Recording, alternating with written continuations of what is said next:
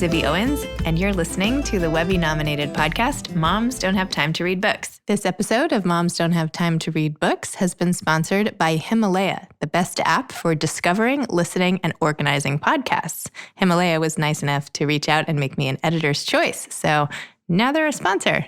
Check them out at Himalaya.com or in the App Store. Holly Peterson is the best-selling author of The Manny, as well as novels It Happens in the Hamptons and The Idea of Him. She has also written 2 books for Aseline, Smoke and Fire, Recipes and Menus for Outdoor Entertaining, and Wellington, The World of Horses. Her most recent book, released this summer, is It's Hot in the Hamptons. A former contributing editor for Newsweek, editor-at-large for Talk Magazine, and an Emmy Award-winning producer for ABC News, Holly has contributed to The New York Times, Town and Country, Vogue, Harper's Bazaar, and many other publications. She currently lives in New York and the Hamptons with her 3 children. Hi, Holly. How are you, Zibby? Thanks for having me. Moms Don't Have Time to Read Books. It's so exciting to be doing this live podcast together. I'm really excited to be here. This is my 6th book, my 4th novel. And it's a hopefully fun work of social satire about life in the Hamptons and 2 moms who decide to go on a summer adventure. It was certainly a lot of fun to read. Thank you. So just for anyone listening, this is actually being recorded at the Children's Museum of the East End in Bridgehampton. And Barry & Co. is supplying our books tonight, and Lauren Gabrielson has given us a whole rack of clothing to choose from. So anyway, we're going to go on with our podcast, but just wanted to give a shout out to everybody for that. So Holly, tell us what It's Hot in the Hamptons is about and what inspired you to write it. Well, let me try to explain this all. I am a journalist. I was at ABC News and Newsweek my whole life, and I worked for Tina Brown at Talk Magazine, which most people remember by that fabulous party at the Statue of Liberty more than the magazine. The magazine went out of business, unfortunately, after 3 years. But when one is a journalist, I think it's fun to go into fiction because fiction in some ways actually brings you closer to the truth than nonfiction. And people say, how can that be? And I say because when you're a television producer, you have all these cameras and sound men and editing rooms. And what happens is that, you're limited. You can't go to a dinner party. You can't get into a club. There's all kinds of scenes you can't get into, and you're not allowed to make it up as a journalist. You either have to be there or not, right? Same thing with anything print. You have to explain someplace where you were or where you heard about it. Otherwise, you have to say reportedly, and it just gives the work less heft, right? Whereas in a work of fiction, if you were trying to do it incredibly accurately, which I always do, I in fact fact-checked my novels, really? Very carefully. It brings, I think, hopefully the reader into the action in a very true way. And you and I both have spent our entire lives in the Hamptons in summers and on weekends. And, it's such a fantastic place to be. It's paradise with the produce and the shellfish and the people and the beaches. But it's also a complicated place because in this age of just massive inequality, you've got this local community, and then you've got these summer people that come in like an invading army. And the clashing of classes that goes on in any summer community across America is interesting because you can look at, how people treat each other and how they look at each other and how they deal with people who are, different from them, especially in these days where the country's so polarized. So I like to set books in a summer community, not just because it's hot and fun and sexy and lots of great things happen and food is eaten and hopefully good sex scenes and all kinds of juicy stuff, but also because the basis for it is just really rife with current issues of, as I say, inequality and class and differences and learning to talk to each other and deal with each other and have problems. And so my novels that are set in summer communities, my last one was called It Happens in the Hamptons. This one is It's Hot in the Hamptons. It's a look at society and where we are today, not just a LITE light beach read. You included so many different themes in this book. Yeah, I did. One of which I want to just jump right into is infidelity, because that's where this book starts, is sitting on a bench in Sag Harbor with 2 good friends from preschool, mom saying, you know what, let's have affairs this summer, which was already but this is going to be an interesting book. Then you followed up with a lot of very specific details of how to execute such an affair in the Hamptons. Tell me how you did your fact-checking for this one. Well, I don't know if there was fact-checking for that element of it, but I will tell you the reason I did that. My last book was really about the 99% and the 1%. And so it was all about a surf community in the Hamptons and the summer people and how, water equalizes people out in the water because it's dangerous for everybody. And there's a lot of kind of roiling waves that cause a lot of problems, social and water-wise, in my last book. In this book, we were coming off of Me Too, right? And I think that during the whole Me Too period, which of course, very, very overdue, really publicized the harassment and violence and lack of pay equity and all kinds of harassment of all kinds that women endure of all classes at all levels of employment, which was so overdue and so important. I feel that that whole discussion, because people were so into exposing things and being unified and showing solidarity with the victims or the survivors of whatever horrible things went on, huge and small and medium in level of kind of violence and aggression. But there wasn't room for a discussion of the times when women are in charge of their sexual agency. It was a whole story about the times when we're not. And there are plenty of times when we're not. And in fact, I believe people like it, in a patriarchal society when we have less agency over our lives, right? But I wanted to write about the times when we are coming off that and kind of explore that angle of women's sexuality. And so I decided to write a book about two wives who were good moms and good wives and whose husbands are cheating. Okay, and what does one do with that? Do you sit in your room and cry? Do you leave them? Do you feel terrible about yourself? Do you blame yourself? Do you scream at him? How do you handle that? Well, I don't know if there's been a lot of books or movies, I can't really think of any myself, where women have said, okay, we're going to do the same thing, but we're still going to be good moms and we're still going to be good wives, right? In the sense that we're going to meet all our responsibilities and do what we need to do each day. In Anna Karenina, the woman who cheats has to jump on the train tracks. And obviously in Madame Bovary, she drinks arsenic. In The Scarlet Letter, she's wearing the Scarlet A. In the movie with Richard Gere, where she's cheating, Richard Gere, like a caveman, has to kill the guy and bash his head in. I'm not sure that I could ever really think of an example in literature or film where a mother who remained a good mother throughout the book and didn't have like a perverted boyfriend, as in The Good Mother. Remember that book? Like the boyfriend kind of had this weird moment where he got naked in front of the kid, so he was tainted. I don't know if there's there was something with Diane Lane. Do you know? That was the Richard Gere one. Oh, that was the same one. Okay. But he had to kill. I felt like he killed the lover, so it wasn't like she was free to do what she wanted. And so I wanted to write a book where the wives do it. And, adventure ensues. I am certainly not pro-affair, but if their husbands are doing it, they decide they're going to do it. And write a book about what happens. Do they leave? Do the husbands leave? Do they get, divorced mutually? Do they work it out? But that there's some sort of parity and that women are in charge of their sexual decisions in an age when people assume they can't be or certainly don't want them to be. And so that's the reason I wrote the book, and that's why at the beginning they're discussing infidelity. Interesting. And I'm sorry if that was a long answer, but it's a question that requires a careful and thoughtful explanation. So that's why I tried to do that just now.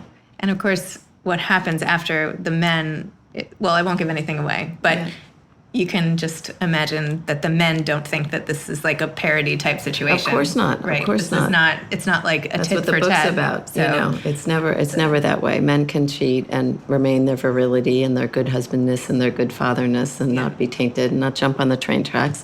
And when women do it, it's just completely explosive. So and the men even saying this is nothing personal, but it must be personal for you. Exactly. Right. Like why? And exactly. Then they ask each other why. It's so interesting. It's just coming off this era, as I said, there's so many issues to explore about values and morals and what is right and what is wrong and what is parity and what is a victim and what is a survivor and what is a marriage and what is even and what is fair and what is a patriarchy and what is, the future and all kinds of things. So it's a beach read. It moves really quickly, but hopefully there's some heft and substance to it, because before your next question, I would really like to say that, women want substance.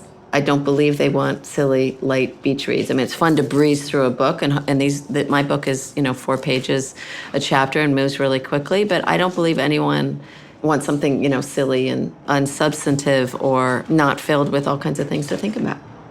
So that's what I try to do with my books, is pack it with issues and dilemmas. It's a nice mix. Hopefully. I try. I don't know if I succeed, but I try. Well, this sort of just builds off the same thing, but I was wondering, with the men starting off the book by cheating, yes, it automatically says, like, these marriages in particular are imperfect, just to begin with. And you had a quote Caroline, the main character, loses her high school boyfriend, Yes. Joey, in the beginning of the book, we believe. And her grandmother tells her at the funeral, we don't end up with the one we love the most. And Caroline repeats that thought to herself throughout the book. Yes. Do you believe that? What do you think about that?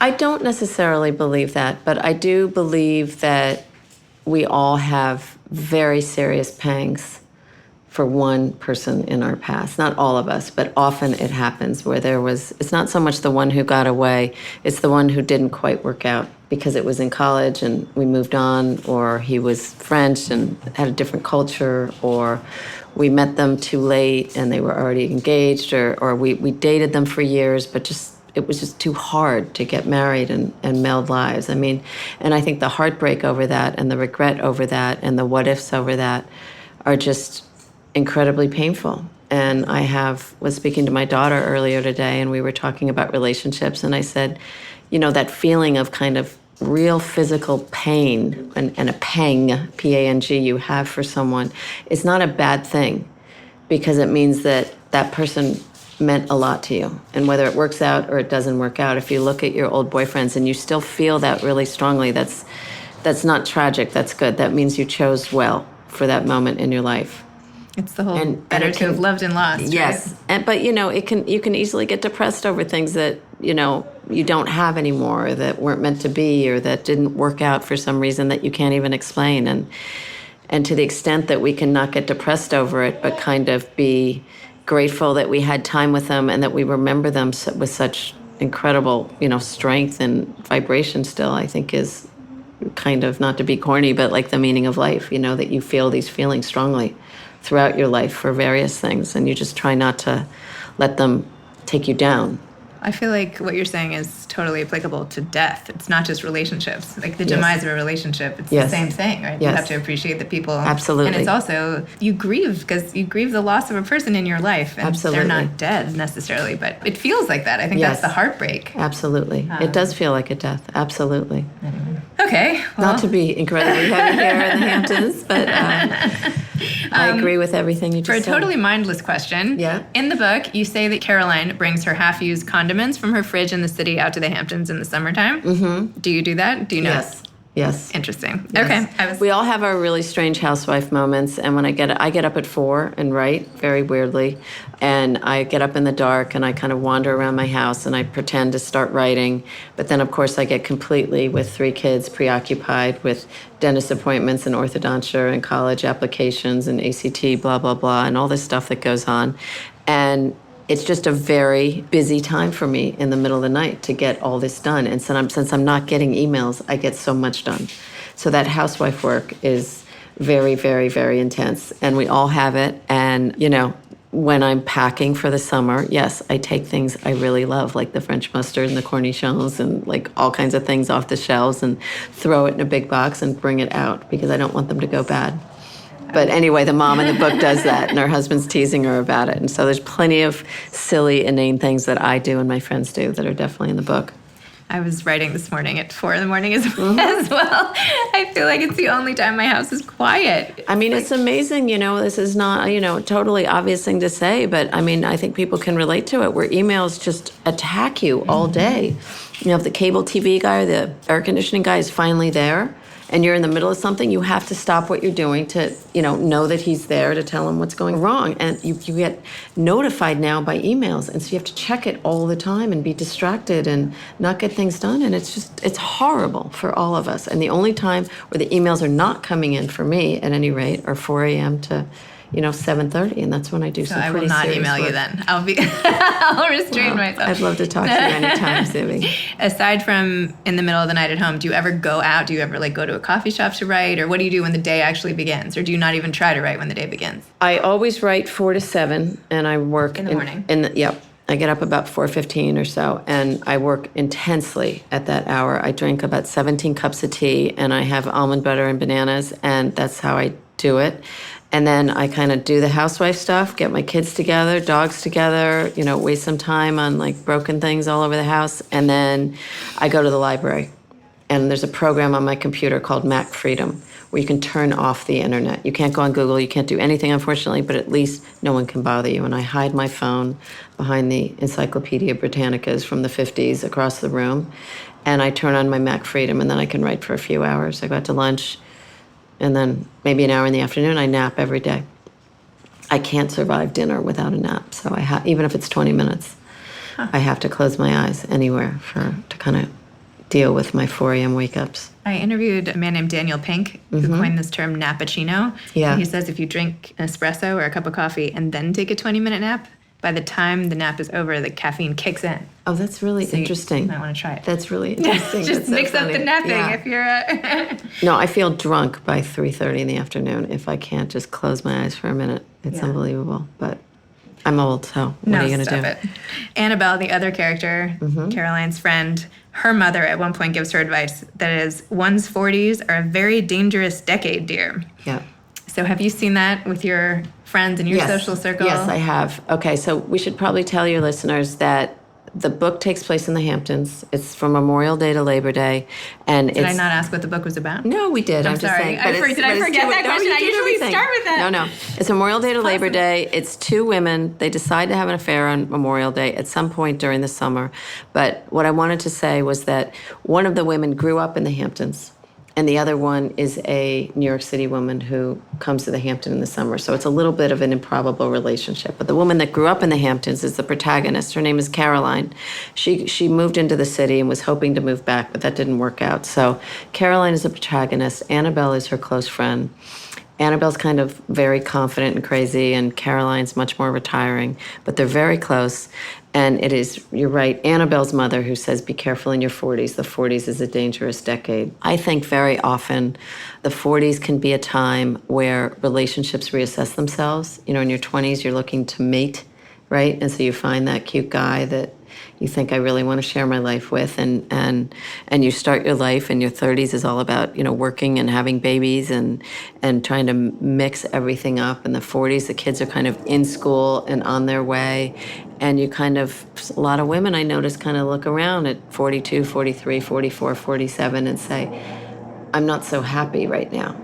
I'm feeling neglected by the husband, or I don't really talk to the husband the way I used to in the 20s, or I never really talked to him, and the kids are difficult and teenagers, and I'm feeling lonely, and my work isn't going right the way I wanted it to, and I'm kind of itchy for something else, and I'm just not, like, things aren't quite right. And that's often a time when affairs happen, or marriages fall apart, or things get really dicey and difficult. So I don't think it's necessarily a bad thing that the 40s are a dangerous decade, but I think it's a decade that is rife with the beginning of a lot of potential complications, because I think those complications are easy to look over in one's 20s when you're really thinking nesting, babies, husband, who am I doing this with? In the 30s, babies, babies, babies, and work, work, work, you know, and all that stuff. And by the 40s, those two things are somewhat set, and it's time to kind of look at oneself and one's marriage and say,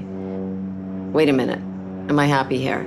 And I think that's where sometimes the problems arise. Do you think that the men in their 40s are doing that too? Absolutely. I mean, it's a human thing to kind of look at your spouse and say, do I feel connected or neglected or hopeful or super depressed because I just don't see this working? I mean, that's absolutely universal. Sometimes I feel like when I had my kids, like, my head has been so down that I look up and I'm like, who are all these celebrities? Yeah, like, no, exactly. You know what I mean? Like, I missed a decade of movies, and like where have I been? Oh, we all did. We all did. Absolutely. Kind of pathetic, I guess, but I'm not sure what the answer is. No, everybody can relate to that. I mean, most parents are, you know, just working and having kids and, you know, very little focus on much else. One thing you did in the book that startle is the wrong word, but I kept being like, oh, look at that. We're actual real people who you wove in, or real brands in the fiction. So Fred DeVito at Exhale, you take a fictitious class with him. You mentioned Pinhook Whiskey, which is amazing. Yes. Tell me about your decision to do that. And also, do you have to, this is silly, but like, do you have to ask Fred? Is that okay? Oh, of course, absolutely. You know, as I said, I'm a journalist, and so when I'm writing about the Hamptons, I'm hopefully being incredibly accurate about the earring and the shoe and the club and the car and the bathing suit and all these things that make us all giggle because they're so unbelievably recognizable, and I think hopefully very, very much on point in my novels. But no, if I put an actual person who's a real person like Fred and Elizabeth at Exhale, I mean, a lot of us women who take classes at Exhale have been taking classes there since it was Lottie Burke in our 20s. And we've known Fred and Elizabeth forever. Everyone around me is nodding right now. And so when I put them in a book, I mean, they're dear old friends. I don't really socialize with them, but we laugh a lot and I hug them every time I see them. And I send them the chapter and I say, is this okay? And they email, I say, no, Fred would say this, and I would wear this. Or, I did a whole scene at Navy Beach. I did a whole scene at Dorea's out in Montauk. I definitely ask them and show them and make sure they're okay with it. I don't make them sign something that says, you can't sue me for teasing you in an exercise class. But they're people I know who I think are very central to life in the Hamptons, who give it its great, color and all that stuff. So it's fun to put real people in. I mean, it's fun to recognize them, don't you think? Yeah, for sure. Yeah. I was looking at my calendar for the next day when I was reading your book at night, because I always read before bed. And I was like, what am I supposed to do tomorrow? And I'm like, I have some meditation, whatever. Bob Roth. Anyway, so then I put my phone down and then I opened the book, and in the book you're like, and then Bob Roth, Transcendental Meditation to the Stars. I was like, wait, that's the same guy. I guess I should go. Absolutely. So anyway, now I think I'll have him on the podcast. You should definitely have Bob Roth on your podcast. So how long did it take? He's very interesting, man. Yeah, he seemed super interesting. I went to the event after all. He's fantastic. How long did it take you to write this book, and how long do most of your books take? Well, I am a journalist. I worked for Peter Jennings and Diane Sawyer at ABC, and I worked at Newsweek, and for very, very kinetic, frenetic Tina Brown. And my specialty during the 20 years that I was doing all that was being the last-minute person. Some people are kind of deeper and more thoughtful than me and do these long cover stories. I never did those kinds of things. I always did the last minute. Call it the crash producer at ABC. We're at 4 or 5 or 6 o'clock. I do a piece on that for that night. Oh my God. Same thing in magazines. And so I write very, very, very quickly, and I can write 12 pages in a sitting, no problem. That's a lot of words. It's 2,500 words. And so I write very quickly, but it's kind of usually a mess, and then I have to fix it. So I think it takes me about a year to write and edit a book. But again, this is not Elizabeth Alexander. This is this great poet who's the nation's poet laureate, or David Remnick, who runs the New Yorker. I mean, this is nothing like that type of writing. If you're going to write just these eloquent, impossibly constructed sentences as they do, and as Andrew Solomon does, who I believe is the greatest writer of my generation, who wrote Far From the Tree and The Noonday Demon. If you're writing at that level, that's a completely different story. It takes Andrew 10 years to write a book. Wow. I find my books, I'd really like you to tell me how you find the writing, but I think it's breezy and fast and kind of exciting and fun and filled with energy, but I don't believe it's literary. I believe it's deeply on point and hopefully funny and snappy, but I don't think any of it's literary. And I don't mean to say, put myself down that way, half, fake modesty or something. I just don't, I call it SAT words. If you have, a big fancy word and I put it in, it just doesn't even sound right in my books. It's like trying too hard or weirdly lofty for what I'm doing. I think different books lend themselves to different styles, this is perfect for the subject. Yes, it's breezy. It moves. I think breezy sounds negative. No, not to. No, not to. I that's disparaging. Let me use it in an SAT word. I didn't mean breezy as negative for myself. No, that's what I meant, not using false modesty. Yeah. It moves. Yeah, it moves. And that's what you need. Yeah. People are so tired, and I feel like it takes a while to get people into a book and to keep with a book. And I feel like short chapters is always the way to go, and just what's going to happen next, and intrigue. Especially these days with so many distractions, right? Yes, for sure. It's so funny. Women come up to me a lot at book events, and they go, oh, thank God, I just need a really light, mindless read. Thank God you wrote this. And I'm thinking, that's not what the book is at all. I really don't think it is. It's not mindless. I think that even women who say they want something mindless, I don't ever really believe that. I think people want their brains to kind of fire off and be intrigued. But they don't necessarily want to have to think a lot at 11 at night. I mean, there's a lot of literature that I try to read. I'm reading Thackeray's Vanity Fair now, and it's just wonderful. But I have to, I got to really read it. It's not the type of thing you can skim. I'm doing this thing with my newsletter where if you sign up, if you answer a few questions about the types of books you like to read, I'll give you book recommendations. And I always ask like what you're in the mood for next. Yeah. Everybody is like, I want a light beach read or I want a thriller. Yeah. And all the books I'm doing, like, that's not what most of the books I'm having on my podcast. I'm like, I don't know, I better go start reading a lot of thrillers because I've only done a couple of thrillers. Yeah. Anyway, but I don't know. Maybe people don't know. I mean, people want a range of things. Yeah, they do. As long as they're reading, I feel like that's great. It's wonderful. So are you working on another book now? I may do a book on the art world. Oh, okay. I may fictionalize it. I think that's what I'm going to do next. And I have been writing columns for the Financial Times.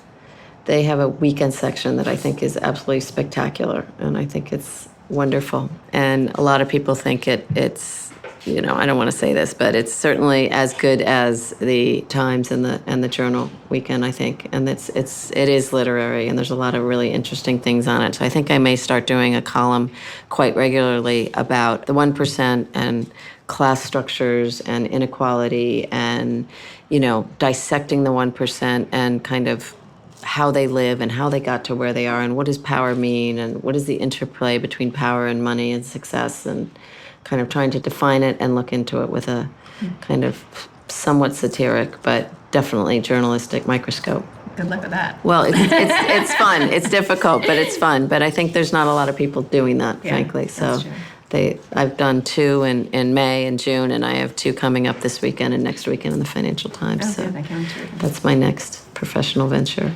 And do you have any advice to aspiring writers out there?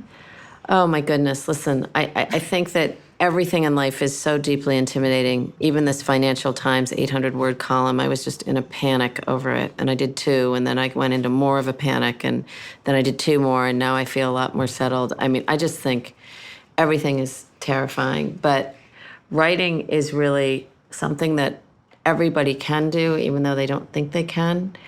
And I think it's really all about taking kind of the braces off that constrict us and realizing maybe you're not David Remnick or Andrew Solomon or Elizabeth Alexander, but maybe you're funny, or maybe you know a lot about, exercise or food or child rearing or sports or diet or anything. And maybe what you know is very relatable or very helpful to people.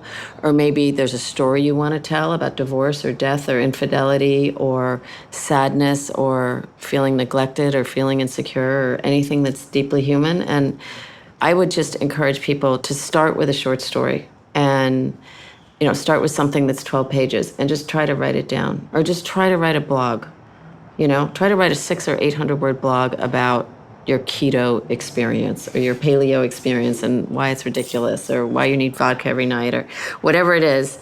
And just I had the worst keto experience ever. Oh, we all do, please. And see where it goes. And then maybe Hamptons Magazine wants to publish it, or maybe Avenue Magazine, or maybe the New York Post, or maybe something that's, easy and accessible will do it. Or maybe you'll put it on Tory Burch's website, or Aaron Lauder's, there's all kinds of fancy fashion websites that are looking for blogs of moms and readers and, Hamptons. And it doesn't have to be the New Yorker worthy to post it and write it. So I would just encourage people just to do it and try to get over the insecurities, because, everyone has them. You just have to work through them.